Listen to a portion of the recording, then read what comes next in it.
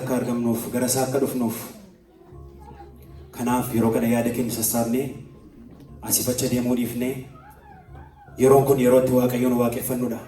Waaqayyo isa jiraata, Waaqayyo isa hundumaa gararraa jiru, Waaqayyo isa guddaa, Waaqa isa nu jaallate, Waaqa isa jireenya nuuf kenne. Kana yaada keenya sassaabannee Waaqayyoon waaqeffanna. Waaqayyoon waaqeffachuu jalqabneerra. Galanni Waaqayyoof haa ta'u.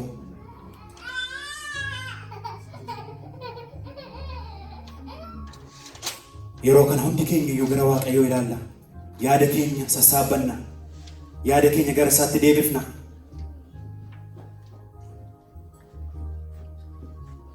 Waaqayyo guyyaa kana gara jireenya keenya akka dhufuuf, sagalee isaatiin akka darbuuf, akka nutti dubbatuuf jireenya keenya qopheessina.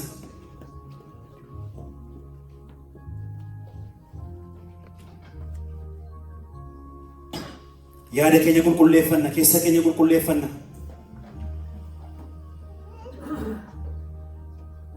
Museen saba Israa'eliin Waaqayyo waan isinitti dubbatuuf miicadhaa qulqullaa'aa jedha. Waaqayyo qulqulluu akka ta'e nunis yeroo kana fuuldura isaatti gadi jennee yaada keenya qulqulleeffanna, keessa keenya qulqulleeffanna. Waaqayyo keessa keenya barbaada, yaada keenya barbaada. Adeemsa keenya hundumaan, yaada keenya hundumaan gara isaatti deebina yeroo kana. Waaqayyo isa jiraataas hundumaa gararraa jiru. Waaqayyo isa guddummaan isaa dubbatamuu hin dandeenye, guddummaan isaa bira gahamuu hin dandeenye isa fuuldura jira.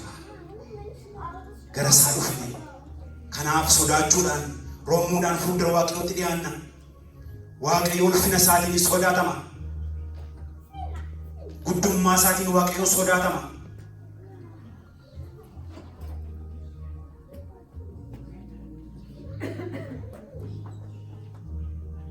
Yohaannis yeroo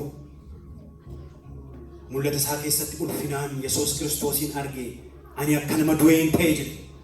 Dhaabachuu hin dandeenye. Ulfinni isaa guddaadha. Ibsamuu hin danda'amu. Guddummaan isaa dubbatamuu hin danda'amu. Qulqullummaan isaa dubbatamuu hin danda'amu. Namni fuuldura Waaqayyoo dhaabachuu hin danda'u. Kanaaf yeroo kana yaada keenya sassaabannee gara Waaqayyootti, guyyaa kanatti, iddoo Waaqayyo nuuf kenne kanatti Waaqayyo arras akkuma kaleessa eeggadda nutti dubbachaa ture sagalee isaa akka nuuf erguuf, sagalee nu barbaachisu Waaqayyo hin beeka. Haala keenya Waaqayyo hin beeka. Jireenya keenya Waaqayyo hin beeka. Arras Waaqayyo sagalee isaatiin hin dhufa. Waaqayyo calluma jedhee walitti nu qabee nunniisu. Waaqayyo waan nuuf kennu qaba. Akkuma foon keenyaaf nyaannu dhugnu, akkuma bashannannu, akkuma taphannu, hafuura keenyaaf Waaqayyo waan nuuf kennu qaba. Yoo gab jennee keenya isa dhaggeeffanne, yoo gurri keenya gara isaatti qabame, Waaqayyo waan nu sooru qaba. Galanni Waaqayyoof haa ta'u. Jireenya keenya barbaada inni garuu, jireenya qophaa barbaada, jireenya fuuldura isaatti gadi jedhu barbaada. Gurra isa dhaga'uu barbaada. Argamuuf dhaga'uun gargaridha. Namni addana dhufee utuu dhaga'een deemuu danda'a. Garuu qophoofnee keessa yaada keenya, gurri keenya banamee sagalee Waaqayyoo dhageenyaan fayyina. Sagaleen Waaqayyoo fayyisa. Galanni Waaqayyoof haa ta'u. Sagaleen Waaqayyoo birmaduu nama baasa. Sagaleen Waaqayyoo nama hiika. Sagaleen Waaqayyoo humna namatti godha. Yoo namni dadhabee jira ta'e, sagaleen Waaqayyoo karaatti nama deebisa. Yoo namni karaa irraa kaatee jira ta'e, sagaleen Waaqayyoo nama kaasa. Namoota baay'ee kaaseera sagaleen Waaqayyoo. Arras Waaqayyoo iddoo kanatti sagalee isaa hin erga. Nuyi dadhaboota yoo taane illee Waaqayyoo hin erga sagalee isaa. Waaqayyo yeroo dubbatu ofii isaa irratti hirkatee dubbata. Aangoo isaatti hirkatee dubbata, humna isaatti hirkatee dubbata malee haala keenya ilaala miti. Dadhabbii keenya ilaala miti.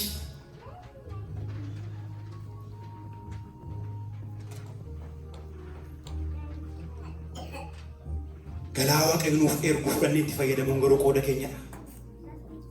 Waaqayyo nu haa gargaaru.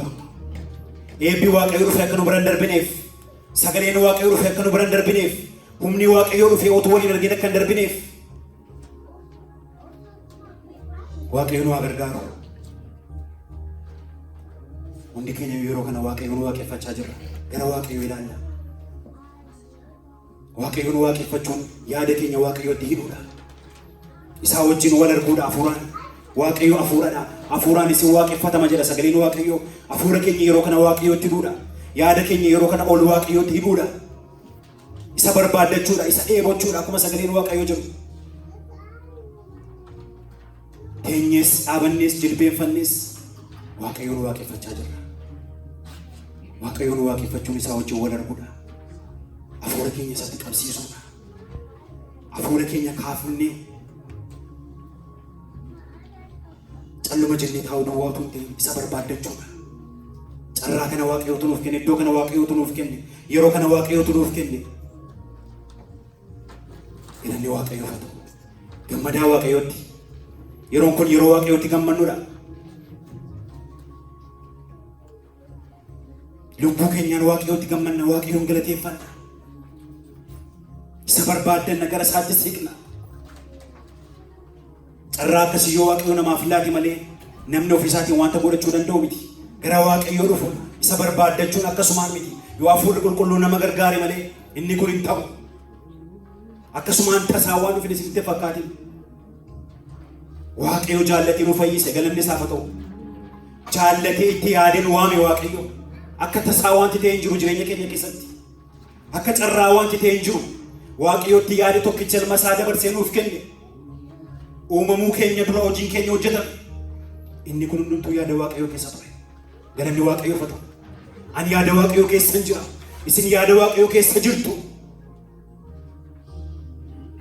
Jireenyi keenya adeemsi keenya yaada waaqayyoo keessa jira.